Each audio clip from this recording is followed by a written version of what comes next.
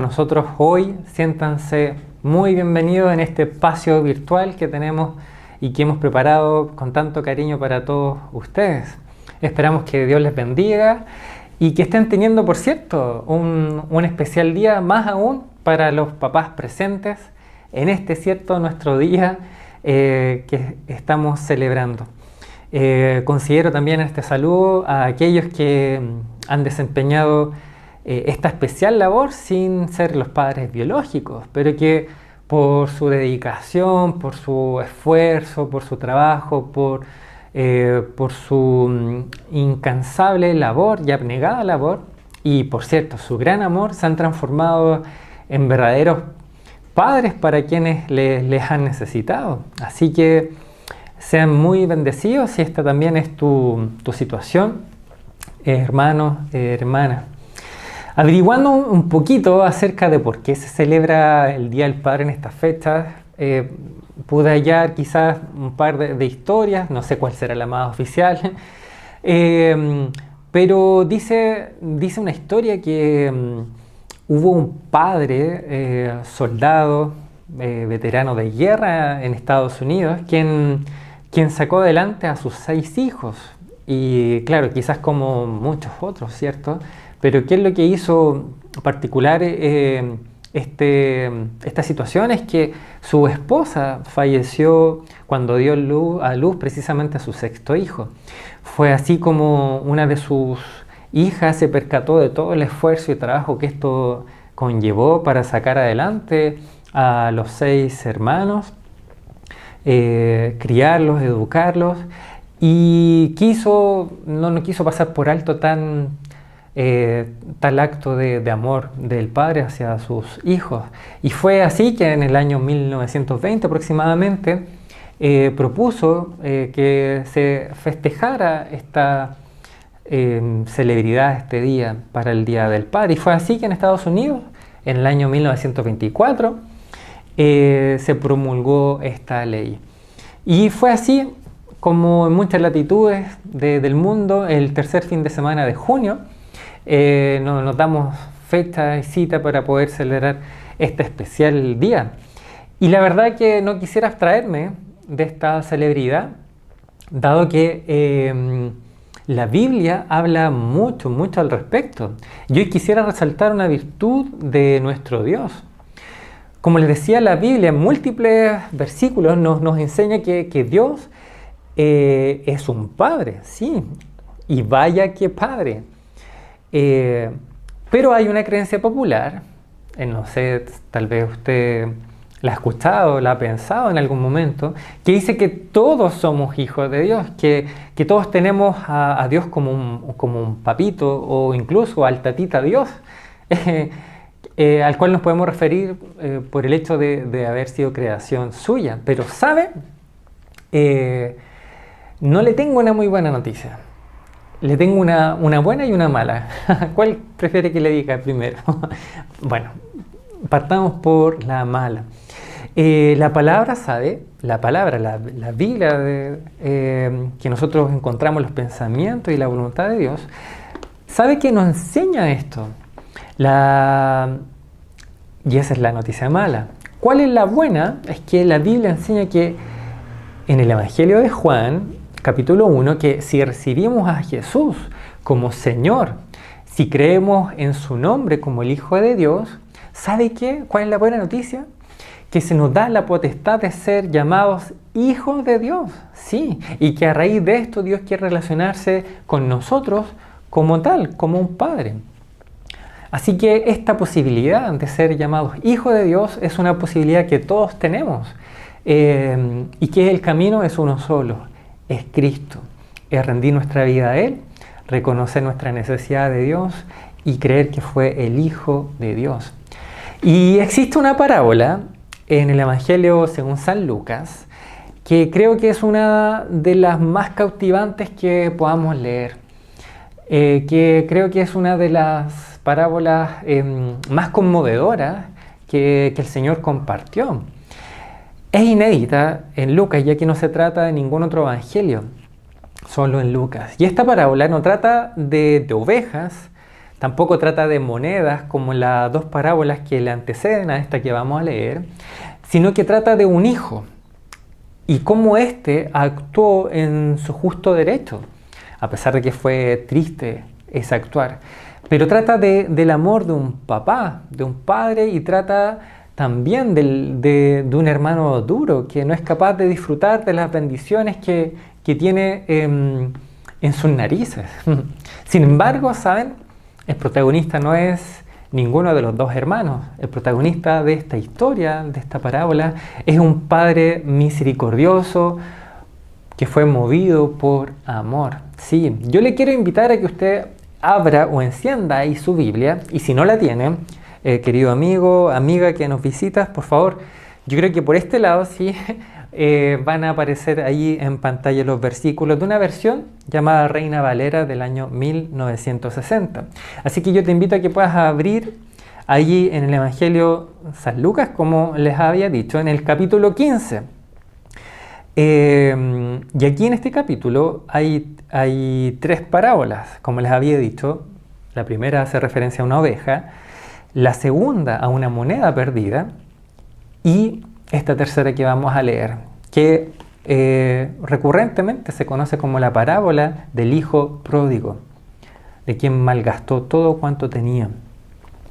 El capítulo 15, verso 11 dice así: También dijo, un hombre tenía 2 hijos, y el menor de ellos dijo a su padre: Padre, dame la parte de los bienes que me corresponde. Y le repartió los bienes. No muchos días después, juntándolo todo, el hijo menor se fue lejos a una provincia apartada y allí desperdició sus bienes viviendo perdidamente.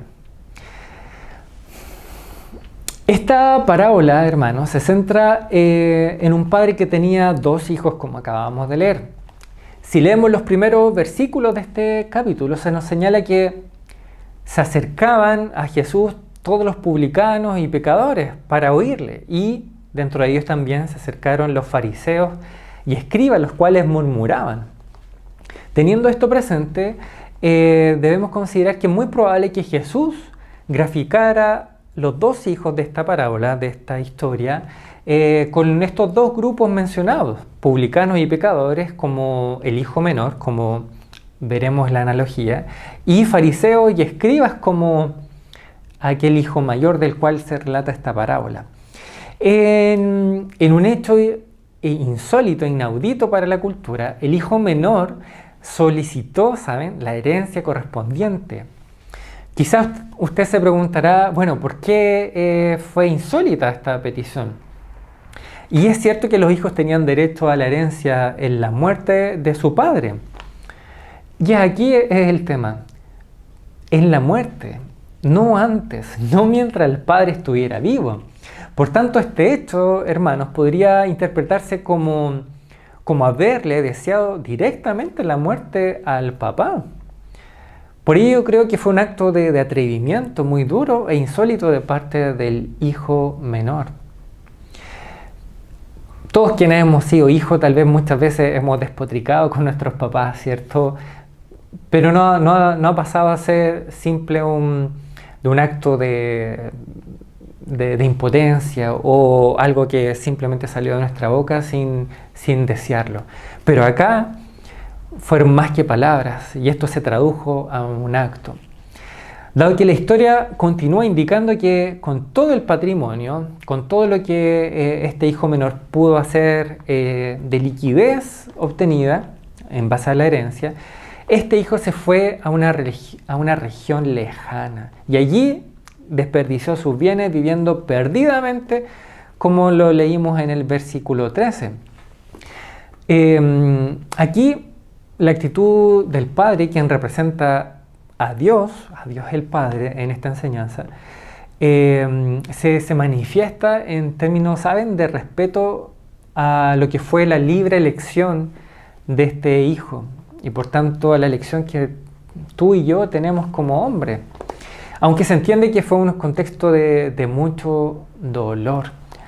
Sí, No me imagino que haya sido en otro contexto. Yo no sé si usted ha tenido que experimentar este dolor de permitir que sus hijos, que nuestros hijos vivan las dolorosas consecuencias de las propias decisiones que ellos toman. Si es así, creo que podemos empatizar en parte lo que este padre pudo haber experimentado. Y si es así, también permítame decirle que Dios entiende este dolor, querido hermano, querida hermana. El versículo 14 continúa señalando lo siguiente. Y cuando todo lo hubo malgastado, vino una gran hambre en aquella provincia y comenzó a faltarle. El 15, y fue y se arrimó a uno de los ciudadanos de aquella tierra, el cual envió a su hacienda para que apacentara cerdos. Y deseaba llenar su vientre de las algarrobas que comían los cerdos, pero nadie le daba. Y volviendo en sí, dijo: ¿cuántos jornaleros en casa de mi padre tienen abundancia de pan y yo aquí perezco de hambre? Me levantaré e iré a mi padre y le diré: Padre, he pecado contra el cielo y contra ti. Ya no soy digno de ser llamado tu hijo. Hazme como a uno de tus jornaleros. Al parecer, la fortuna al hijo menor le duró muy poco por el gran desenfreno que tuvo, ¿cierto?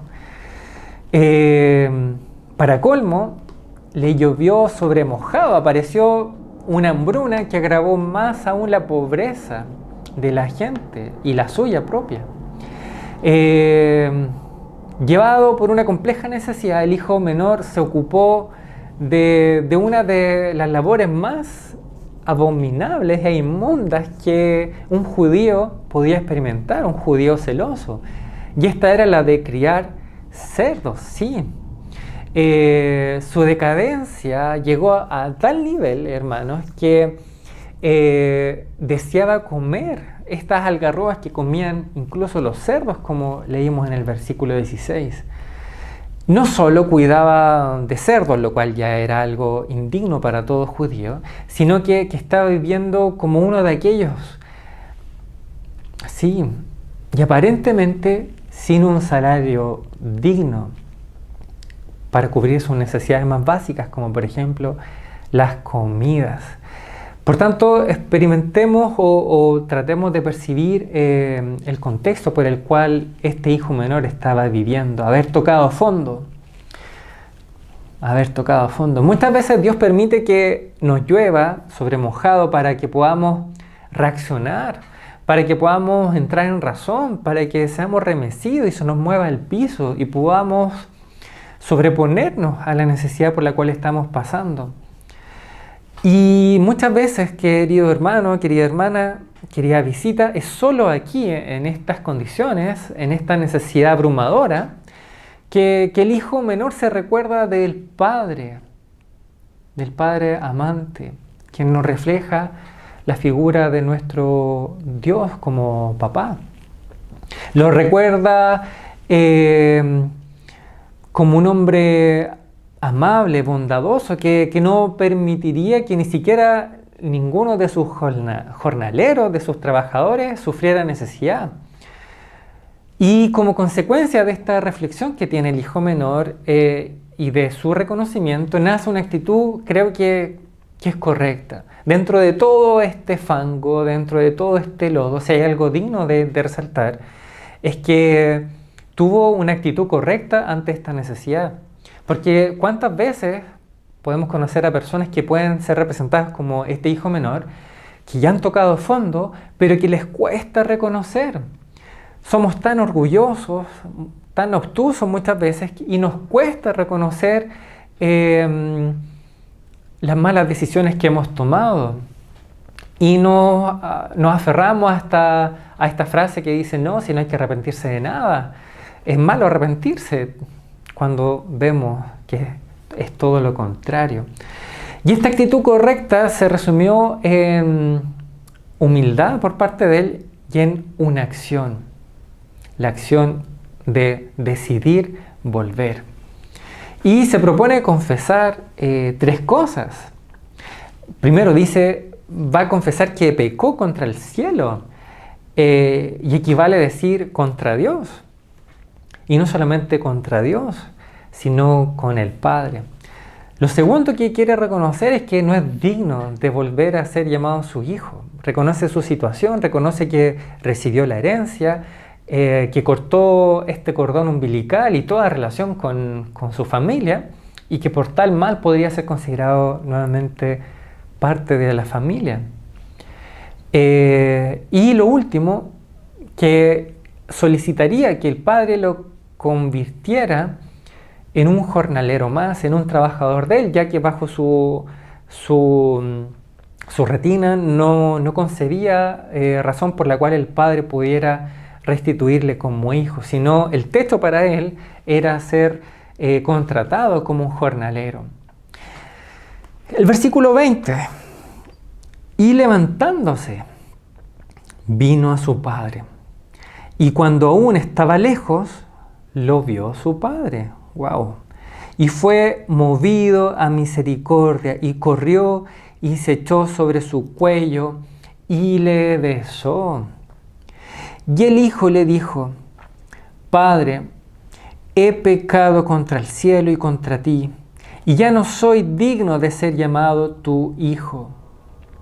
Pero el padre dijo a sus siervos, sacad el mejor vestido, y vestidle, y poned un anillo en su mano, y calzado en sus pies. Y traed el becerro gordo, y matadlo, y comamos y hagamos fiesta. Porque este mi hijo muerto era, ya revivido, se había perdido y es hallado. Y comenzaron a regocijarse. Este hijo se levantó y fue hacia su padre. El arrepentimiento no es solo un pensamiento, no es solo una buena intención. Si no va acompañada de una acción, ¿sabes qué? Ese arrepentimiento no va a prosperar. El arrepentimiento siempre debe ser una actitud radical en donde se corte por lo sano.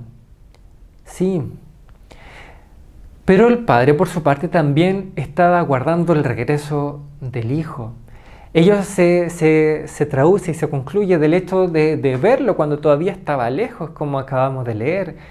Qué maravillosa actitud del padre, esperando pacientemente con amor inconmensurable, abrigando esta incierta esperanza de ver a su hijo nuevamente.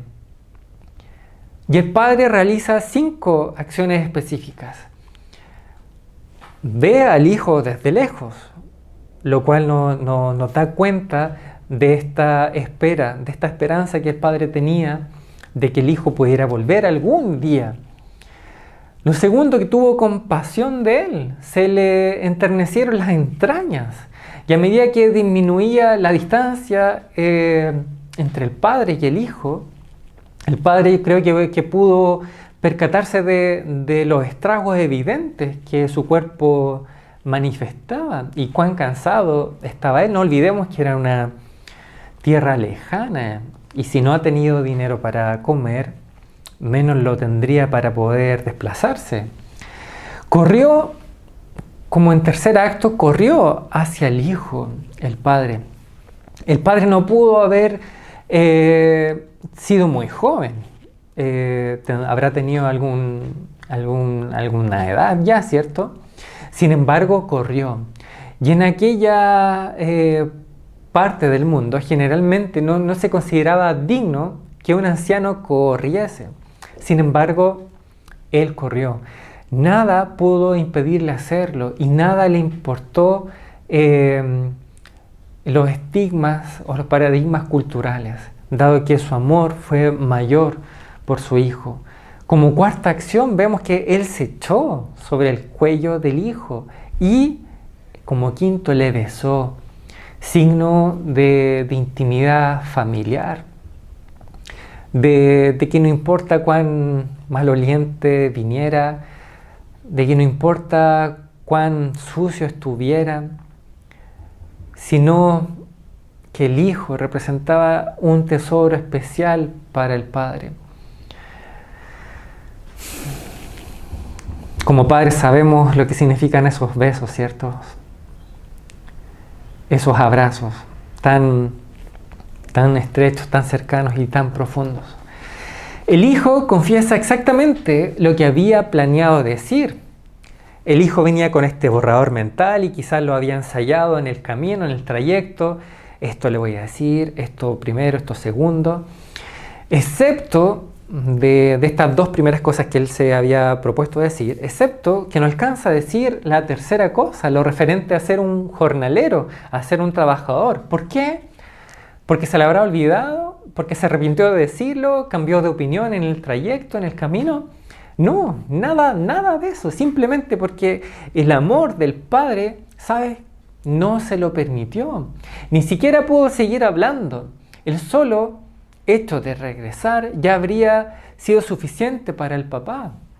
Sin embargo, confesó lo adecuado. No era necesaria una humillación extra por parte del Hijo, dado que el Padre lo paró, no continuó que siguiera con este discurso preparado, sino que tuvo una respuesta nuevamente en un contexto de amor y gracia. Manda a sus criados que le pongan el mejor vestido en señal de aceptación, de restauración. Le devuelve el anillo en señal de que volvía a restaurarse el linaje familiar, la autoridad y el rango de hijo era restituido en él. Pone calzado, símbolo de reconocerle como hijo y hombre libre y no como siervo, porque aquellos andaban descalzos, aquellos siervos. Trae también el ternero que habían engordado, reservado para las grandes ocasiones y preparado para esta festividad, una comida, para poder celebrar que el Hijo había vuelto. Y hacen una fiesta en honor. Sí, el Padre no recuerda la herencia desperdiciada, no recuerda aquel eventual deseo de que el Padre, del Hijo, de que pudiera desear la muerte del Padre al haberle pedido la herencia. Ni siquiera pregunta qué es lo que aquel Hijo había hecho en su ausencia. El Padre afirma la razón para esta fiesta con las palabras que leímos. Porque este Hijo mío estaba muerto, sí, y está vivo. Nuevamente estaba perdido y es hallado. Con todas estas señales, hermanos, el mensaje del Padre es que solo le recibe en calidad de hijo. Solo sabe que su hijo ha vuelto a vivir porque estaba perdido. Y comenzaron a regocijarse, literalmente a festejar. El Padre devolvió al Hijo más de lo que él había pedido, ¿sí?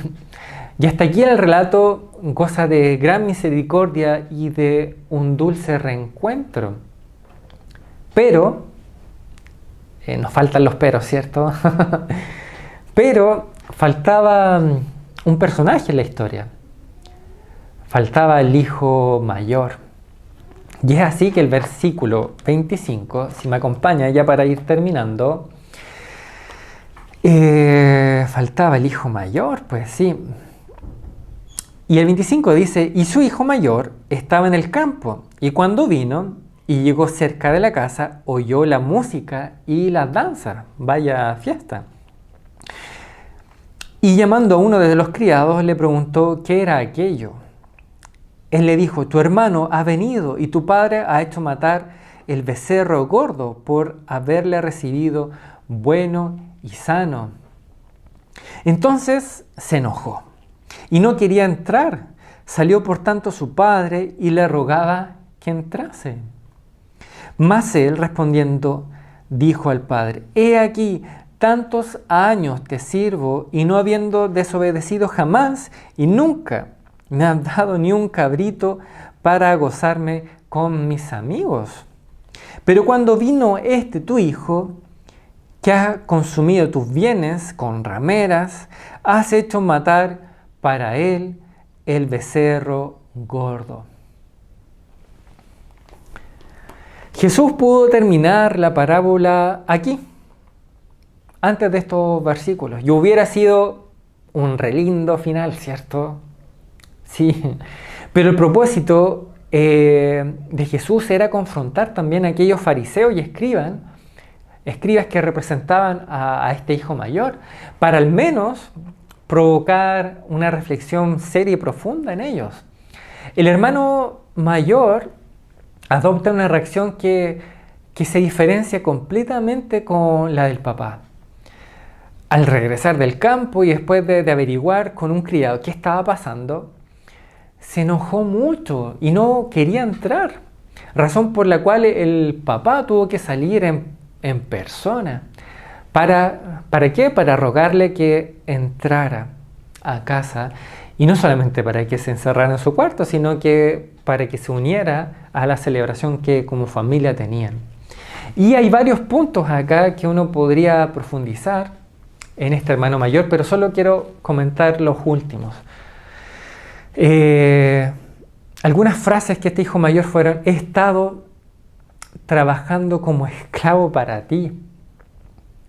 Sí, ese era el espíritu de trabajo y servicio que existía en el hijo mayor al trabajar durante todos estos años, sin disfrutar de lo que genera el servicio, de lo que genera este trato con el Padre.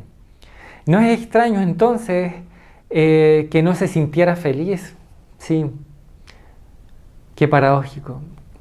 ¿Cuántas veces nos puede pasar, queridos, que caemos en un activismo sin deleitarnos en lo lindo, en el lindo trato que Dios tiene a través del servicio que desempeñamos, aun cuando sean por muchos años?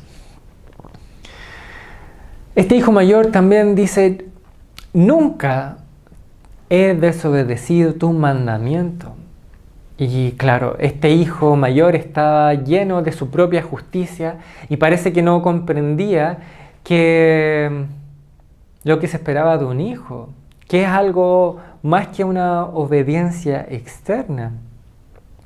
Y no solamente obediencia, sino que pudiera disfrutar, deleitarse en el trato con su padre. Le dice también, en referencia a lo que el padre le entregó como herencia al hijo menor, le dice: sin embargo, a mí nunca me diste algo. No solamente se le habían asignado ya los 2/3 de la propia herencia que le correspondía por ser hijo mayor, porque debe saber, hermano, que el Levítico se nos enseña que el hijo mayor tenía una doble porción de la herencia respecto a sus hermanos. Por tanto, era una ley por normativa que este hijo mayor ya poseía todo lo que quedaba. Todo aquello que quedaba era suyo. Y es más, creo que si el hijo pudiera pedirle algo más, creo, por la actitud del padre, que no habría duda que este padre le hubiera concedido cualquier cosa razonable que también él adicional pidiera. Perdió la ocasión de disfrutar, ¿sí?, lo que ya era suyo, por no tener el foco correcto. Sí. Le dice, para terminar: este hijo tuyo, en vez de mi hermano. Notemos las palabras para referirse que el hijo mayor tuvo. Este hijo tuyo. En la queja del hijo mayor y en su malestar, hermanos, apreciamos la incapacidad de regocijarse por los aspectos más importantes de los cuales el papá quería que fueran para el hijo. Sí. Pero el hijo mayor pone el acento en lo material, en lo que no han hecho por él, y no en la restauración ni en el regreso a la vida de su hermano menor. No se halló misericordia en él, En definitiva, se disgustó, y no solo de aquello, sino que también con su propio papá se disgustó. Hay quien dice que ha obedecido y ha honrado. Tenía el corazón de un esclavo, hermano, amargado, más que de un hijo agradecido y en gratitud hacia su padre. Sin embargo, y esto es lo nuevamente maravilloso, sin embargo el padre le mostró el mismo amor que a su hijo menor. Gracias a Dios que Él sabe tratar con nosotros como hijos. Dios nos ayuda también a nosotros como papás a saber cómo llegar al corazón de nuestros hijos. A pesar de que podamos tener distintos hijos y a pesar de que se hayan criado bajo el mismo techo, con la misma alimentación, con la misma educación, con los mismos valores, entendemos que son tan distintos el uno al otro. Es allí la maravilla de cómo nos formó Dios. Y creo que sin duda Dios nos debe dar la sabiduría, la sensibilidad para saber cómo llegar en lo más profundo a nuestros hijos, para saber cómo tratar con ellos. El versículo 31 dice, Él entonces le dijo, refiriéndose al Padre, Hijo, tú siempre estás conmigo y todas mis cosas son tuyas. Mas era necesario hacer fiesta y regocijarnos, era necesario, porque tu hermano era muerto, ya revivido, se había perdido y es hallado. Por último, hermanos, el Padre señala que la poderosa razón del gozo es que aquel hermano estaba muerto, ya vuelto a la vida, estaba perdido y que ha sido hallado. Y este es el corazón del Evangelio, del reino de Dios, la disposición y el gozo de Dios de aceptar a aquel que entra en razón, aquel que se arrepiente, aquel que quizás ha sentido que ha tocado fondo y quiere y necesita ayuda, una ayuda que provenga del cielo y que está dispuesto a mostrar un arrepentimiento y a tomar una acción de volverse al Padre. Pero hermanos, aceptar el Evangelio del Reino significa también aceptar en nuestra vida a quienes Dios ya ha aceptado en su arrepentimiento y gozarnos con aquel regocijo del Padre, como si fuese la nuestra. Nótese cuán tiernas son las palabras y el trato que el Padre también tuvo para el Hijo. Se dirige a Él como Hijo mío. Y al decir todo lo que es mío es tuyo, confirma esta división de la propiedad que conversamos anteriormente. Al mismo tiempo, no pone fin a esta celebración. En vez de reconocer que estaba equivocado o que no era sabio, hace exactamente lo contrario. Dice a su hijo, teníamos que hacer fiesta. En otras palabras, celebrar era mandatorio, era obligatorio, era la única cosa correcta y adecuada para hacer en aquel momento. Como dije al principio, este capítulo de Lucas tiene 3 parábolas. Y en las 2 primeras de esta tríada vemos que es el cielo y los ángeles que se gozan por un pecador que se arrepiente. Sí, pero saben ahora, es Dios mismo en persona quien se regocija. Entonces, ¿cuál es la lección central de esta parábola? Es el Padre, claramente, que simboliza a Dios el Padre Celestial, que representa a nuestro Dios con todo su amor anhelante. El hijo perdido, este hijo menor en su regreso, es todo hombre o mujer arrepentido sinceramente. De ahí ciertamente también a los publicanos pecadores que habían encontrado en Jesús a su Salvador y amigo, por cierto, y que ahora estaban escuchándole intensamente. Y el hijo mayor señala a este grupo de fariseos y escribas que murmuraban, justos, delante de sus propios ojos, así como también lo hacían las 99 ovejas de las primeras parábolas. Sí. El tema central, hermanos, es por tanto el amor del Padre a los perdidos. El Padre busca, los trae de regreso y se regocija en su conversión, en su restauración, obrada por el mismo Espíritu Santo, quien convence de juicio, de pecado y justicia. Y ese es el punto central de esta parábola. Cuán maravillosamente describe quién es realmente Dios. Sí. Y también que quiere Él que nosotros seamos y hagamos. Por tanto, en este Día del Padre, yo quisiera resaltar el amor inconmensurable de Dios para ti, que nos escuchas y que tal vez de alguna forma te sientes representado por este hijo menor, teniendo conocimiento de Dios, teniendo quizás conocimiento básico, profundo del Evangelio, que se te fue inculcado desde pequeño en el hogar o de las tías de la escuela dominical o de algún amigo o de algún compañero. Y tal vez te sientes que has estado lejano, que pediste lo que te correspondía por derecho y quizás has disfrutado de la vida de buena o mala manera. Pero que hoy sientes que a pesar de tener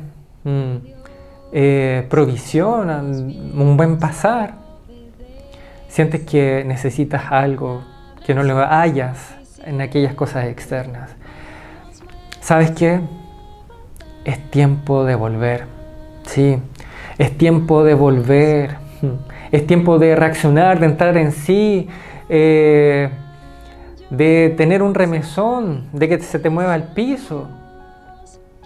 Es tiempo de entrar en razón y volver a casa. Porque hay un Dios esperándote, viéndote a lo lejos que puedas volver. Él está esperando que tú des el primer paso para echarse sobre tu cuello, para correr hacia ti con su amor inconmensurable. ¿Qué esperas? ¿Qué esperas? Dios te ama y quiere restituir en ti la autoridad de ser llamado hijo, hija de Dios. Vuelve a casa. Dios te bendiga. Dios te bendiga. Gracias a Dios por esta enseñanza que tú nos dejaste en tu palabra, la cual nos da cuenta de tu amor anhelante por quienes nos hemos extraviado, por quienes nos perdimos en algún momento, pero que gracias a tu amor, Señor, hemos vuelto. Gracias, Dios mío, porque hoy tú sigues llamando con una voz anhelante, incisiva, de esquina a esquina, en tiempo, fuera de tiempo, tú sigues llamando y sigues esperando. Señor, permite que hoy puedan volver muchos, Señor. Sí, en el nombre de Jesús. Y Señor, también permite a quienes que también tal vez se han sentido identificados con este hijo mayor, en aquel acto de no disfrutar de las cosas que a ti te regocijan, en aquel acto de sentirnos esclavos, sirviendo, trabajando por ti tal vez incluso, y no disfrutando y deleitándonos de las cosas que a ti te regocijan, Señor. Dios, ayúdanos a enfocarnos, a poner la mirada a las cosas importantes que para ti son importantes, a reconciliarnos contigo, a no servirte con rencor, con amargura, por las cosas que para nosotros, para nuestros ojos son injustas, pero que esconden un egoísmo profundo en nuestro ser, Señor. Ayúdanos también a cambiar y trasladar de esa amargura un regocijo sincero por todos aquellos que son restaurados en ti y vuelven a casa. Y no solo aquellos, sino a deleitarnos con todo lo que ya tú nos das, Señor. ¿Cuántas veces tal vez hemos visto para afuera y el pasto de afuera ha sido más verde que el propio pasto, Señor? Dios, ayúdanos a que nuestros ojos sean abiertos y que podamos entender la inconmensurable bendición que tenemos en ti, en tus caminos, en tu reino, que los hay sin igual, Señor. No hay nada que se le pueda comparar. Gracias, Dios. Gracias por ser nuestro papá, un Padre eterno, un buen y perfecto Padre. No como nosotros, que muchas veces tenemos muchos errores, pero gracias porque en ti tenemos un gran ejemplo. Vaya que papá tenemos. Amén. Amén. Gracias, hermanos. Dios les bendiga y gracias por su atención. Les invitamos que sigan participando de esta reunión y que puedan suscribirse también a este canal para que podamos de alguna forma en estos tiempos virtuales estar un poquito más cerca y pueda recibir todas las noticias e informaciones que tenemos como vida de iglesia. Si tú deseas ser contactado, tener alguna conversación ya un poco más cercana por teléfono al menos, por favor, escríbenos, como aparece en este banner, en nuestras redes sociales, en el correo, visita nuestra página. El medio que tú quieras usar, por favor, estamos dispuestos y disponibles para poder conocerte y tener de esta manera un contacto un poco más cercano. Dios te bendiga. Chao, chao.